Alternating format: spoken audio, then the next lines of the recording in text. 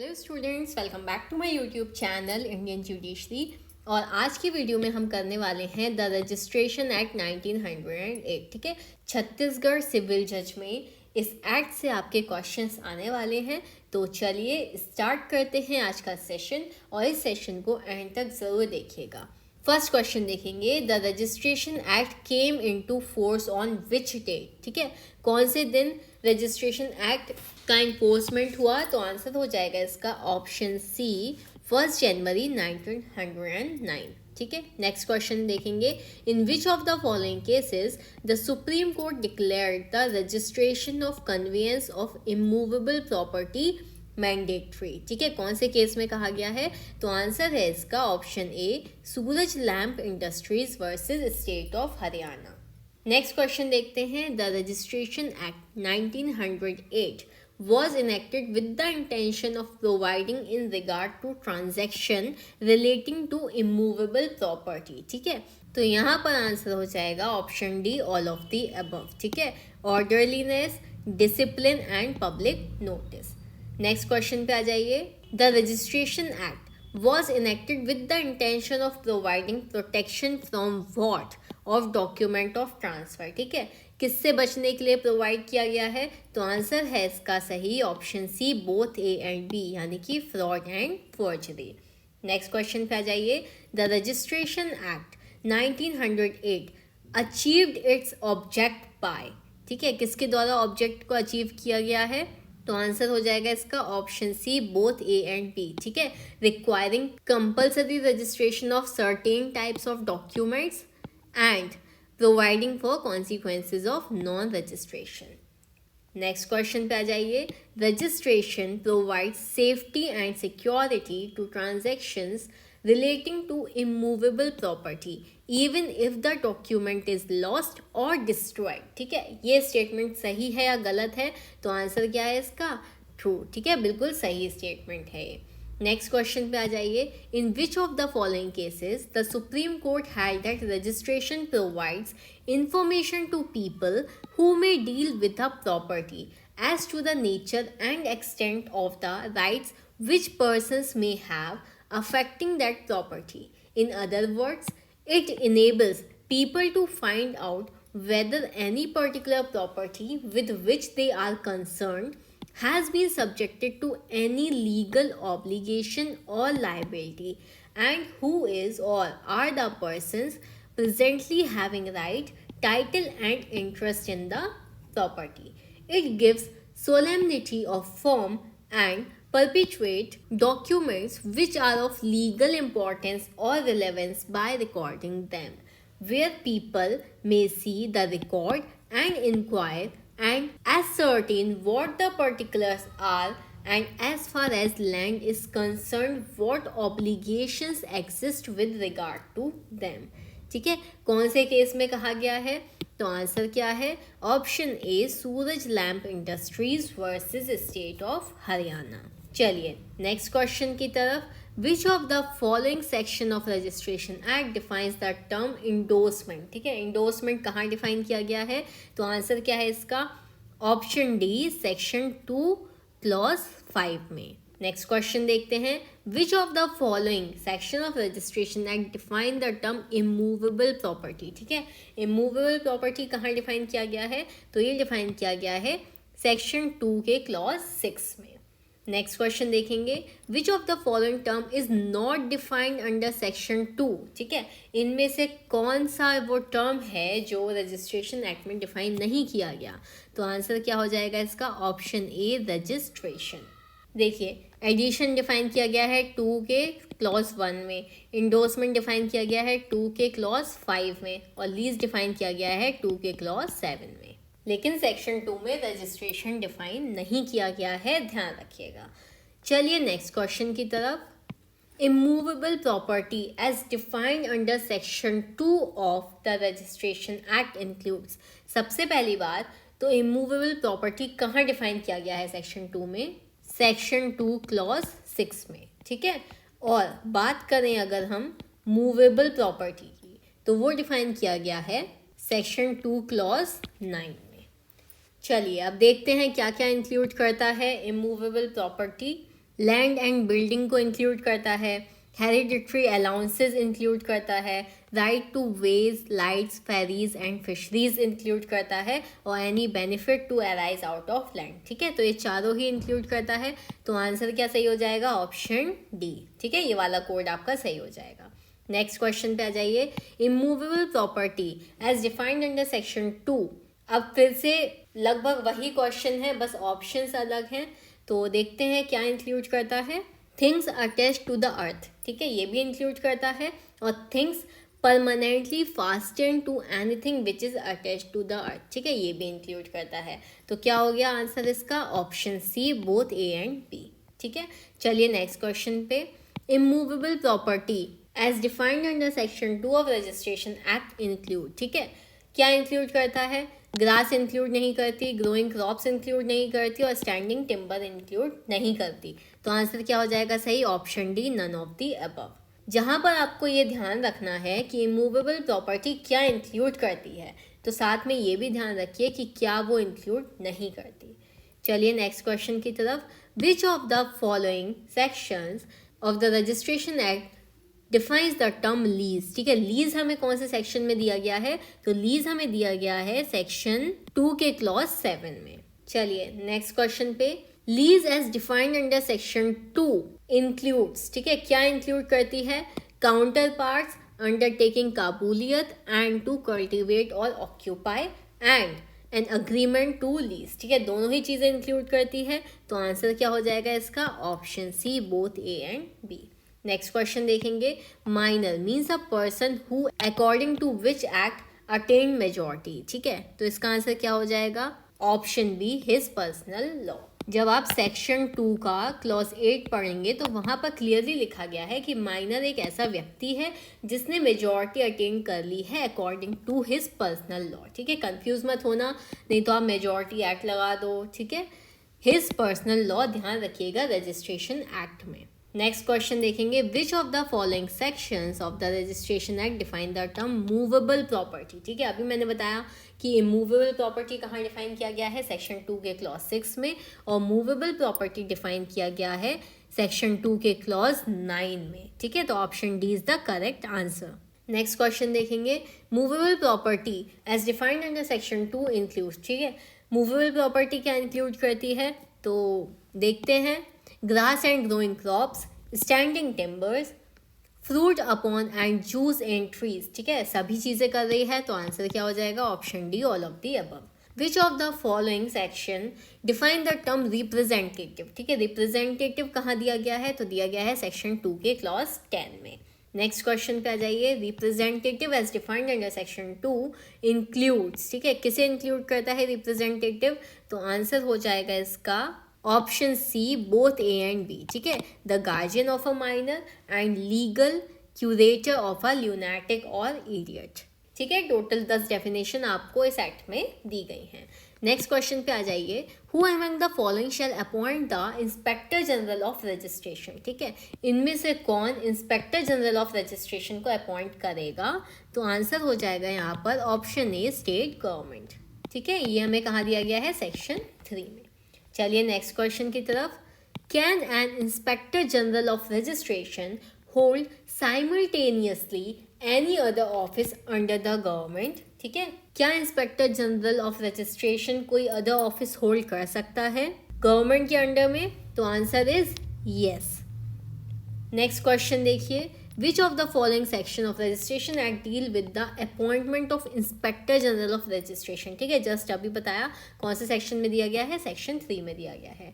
Next question पे आ जाइए। कैन अ सब registrar authorised under section 7 sub section 2 of registration act here an appeal against an order pass by himself under the act, ठीक है, क्या पूछता है कि क्या सब रजिस्ट्रार, ठीक है, जो सेक्शन 7 के सबसेक्शन 2 में ऑथराइज किया गया है वो अपील को सुन सकता है उसी के ऑर्डर के अगेंस्ट? तो answer is option A, yes, क्योंकि सेक्शन 7 के सबसेक्शन 2 का अगर आप प्रोविजो पढ़ेंगे, ठीक है, तो वहाँ पर बोला गया है कि कोई और अथॉरिटी इनेबल नहीं होगी उसके द्वारा पास किए गए ऑर्डर के अगेंस्ट अपील सुनने के लिए।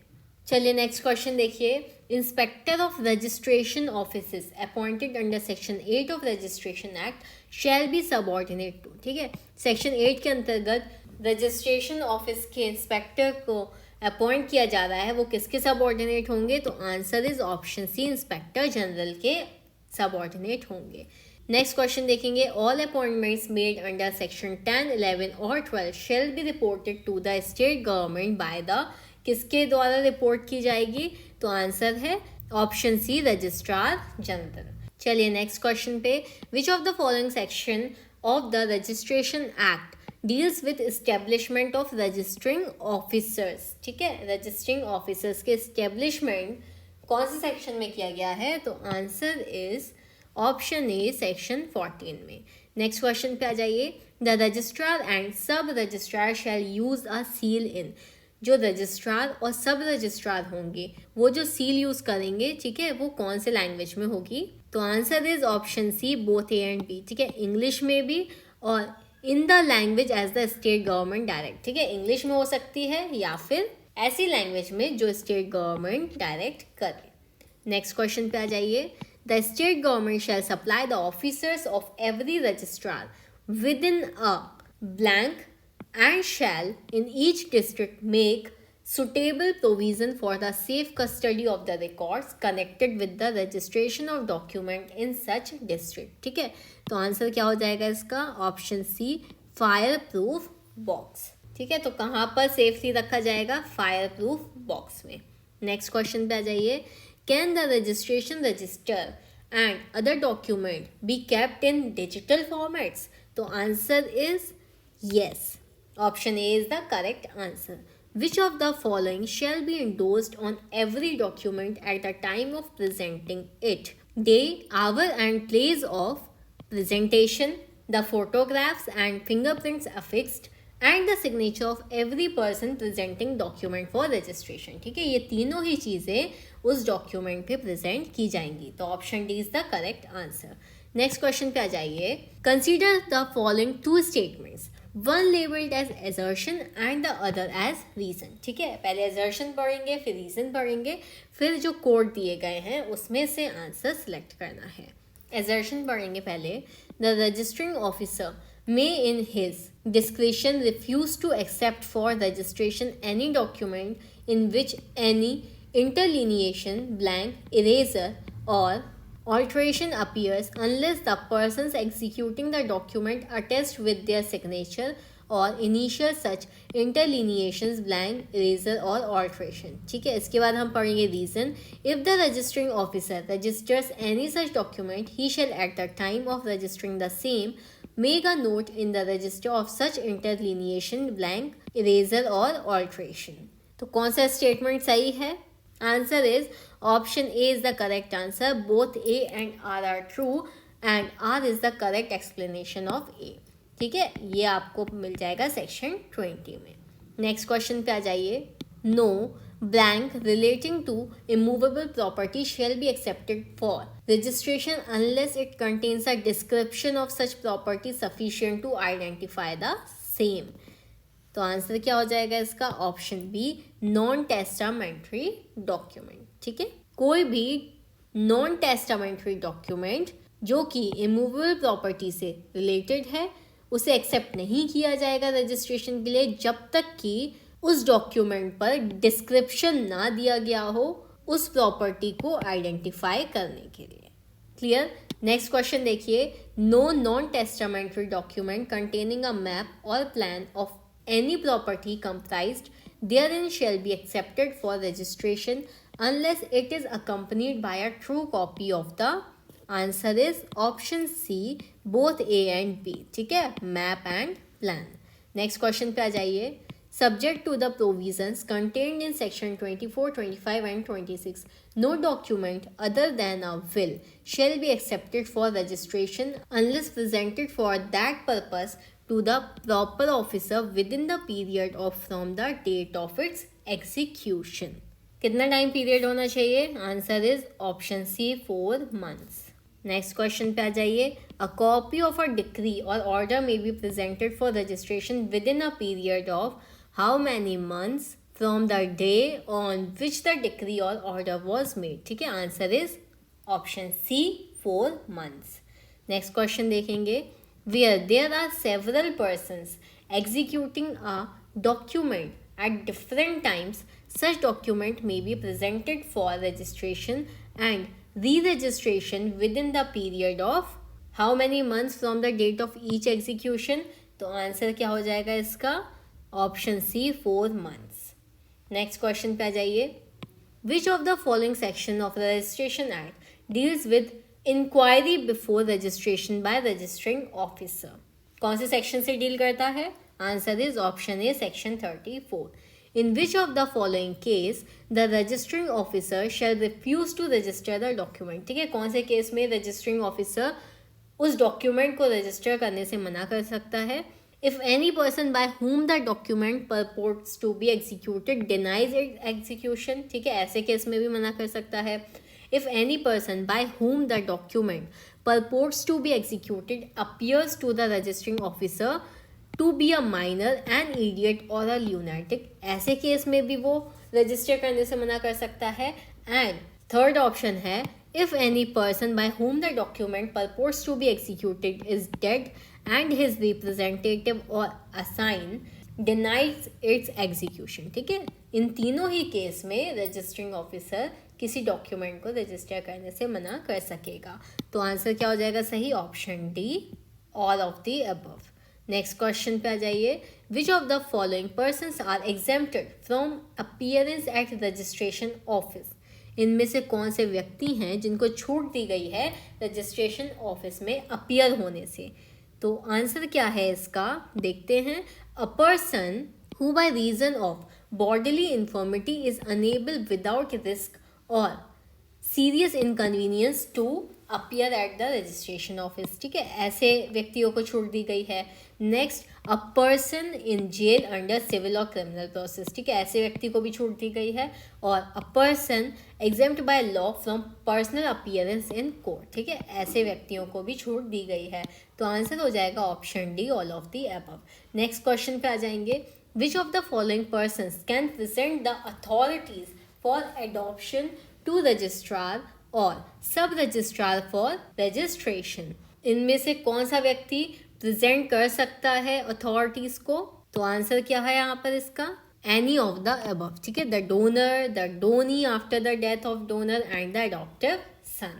नेक्स्ट क्वेश्चन पे आ जाइए. अ विल और authority to adopt presented for registration by any other person entitled to present it shall be registered if the registering officer is satisfied that the will or authority was executed by the testator or donor, as the case may be, that the testator or donor is dead, and that the person presenting the will or authority is entitled to present the same. ठीक है, तो answer क्या हो जाएगा? Option D, all of the above. Next question पे आ जाइए. If on the death of a testator who has deposited a sealed cover under section 42, application be made to the registrar who holds it in deposit to open the same, and if the registrar is satisfied that the testator is dead, he shall, in the applicant's presence, open the cover and the applicant's expense, cause the contents thereof to be copied into his book number 3. ठीक है, option A is the correct answer. Next question देखेंगे. Under the registration act registered document operates from. कब से operate होता है? तो answer is option A, date of its execution. Next question देखेंगे. If two registered documents executed by the same person in respect of the property to two different persons at different times, the one which was executed first has priority over the other, although the former was registered subsequently to tie later. The statement is true. Option A is the correct answer. Next question देखेंगे. All non-testamentary document duly registered under the Registration Act and relating to any property, whether movable or immovable, shall take effect against any order, agreement or declaration relating to such property unless where the agreement or declaration has been accompanied or followed by delivery of possession and constitute a valid transfer under any law for the time being in force. ठीक है, तो answer क्या हो जाएगा इसका? Option C, both A and B. Next question पे आ जाइए. Unless it is registered, no document required to be registered shall affect any immovable property comprised therein, confer any power to adopt, and be received as evidence of any transaction affecting such property और conferring सच powers. ठीक है, तो answer क्या हो जाएगा इसका? Option D, all of the above. Next question पे आ जाइए. N unregistered document affecting immovable property and required registration Act 1908 or the Transfer of Property Act 1882 to be registered may be received as evidence of a contract in a suit for specific performance under Chapter 2 of Specific Relief Act and of any collateral transaction not required to be affected by registered instrument. ठीक है, तो answer क्या हो जाएगा इसका? सही option C, either A और B. Next question देखेंगे. What is the remedy available where the registrar refuses to order the document to be registered under section 72 और अ डिक्री सेक्शन 76? कौन सी रेमेडीज अवेलेबल है? Answer is option A, file a suit. Last question देखेंगे आज के session का.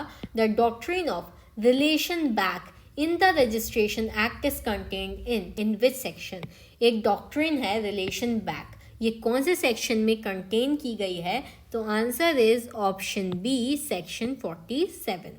और section 47 deal करता है time from which registered document operates. ठीक है, आई होप आप लोगों को सेशन अच्छा लगा होगा. रजिस्ट्रेशन एक्ट में टोटल कितने सेक्शन हैं ये आप हमें कमेंट सेक्शन में बताएंगे. वीडियो पसंद आई हो तो please do like, share, comment and subscribe. Thank you for watching.